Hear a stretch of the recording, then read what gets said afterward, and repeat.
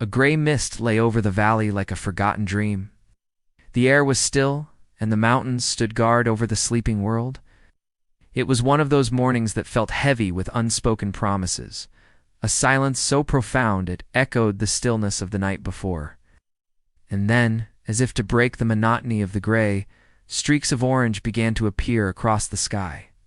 They were hesitant at first, shy fingers of sunlight trying to find purchase in the vast expanse of morning. But as the minutes stretched and yawned, the orange deepened, spreading like a painter's palette across the canvas of the sky. It wasn't just any ordinary sunrise. No, this was something more. A spectacle of color so vibrant it felt like the sky itself was on fire. Crimson bled into gold, then into turquoise, all the while whispering secrets to the waking world.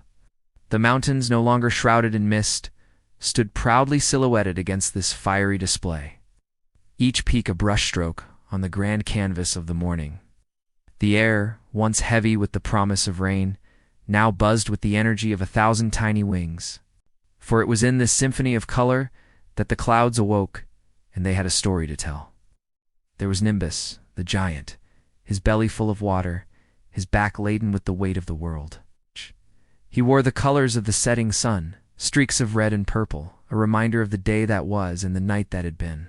Then came Stratus, the philosopher, his mind lost in the vastness of the sky.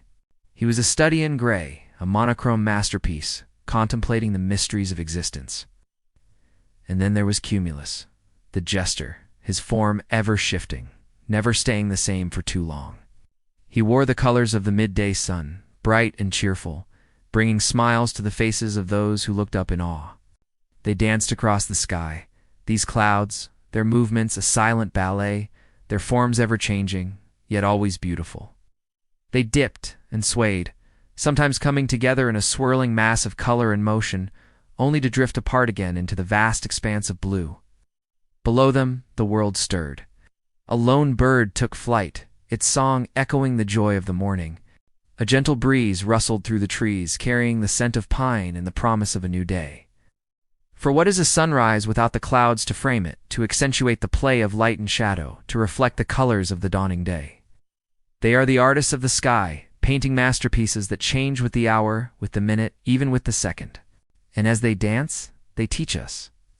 They remind us that life is a constant flux, that change is the only constant, and that beauty can be found in every moment if we take the time to look, to truly see.